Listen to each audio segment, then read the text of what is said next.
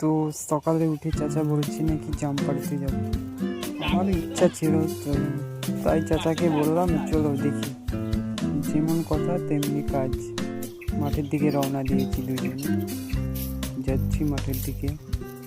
চাচা আমায় বলছে জাম গাছে উঠতে পারিস তো? হ্যাঁ, কেন উঠতে পারবো না? গাছে আবার উঠতে পারবো না?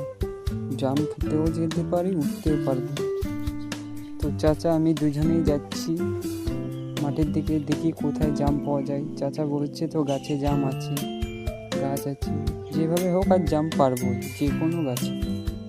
দুজনেই যাচ্ছি। আসে দেখছো বন্ধুরা, পাট, শুধু পাট, কিছু নাই, শুধু পাট।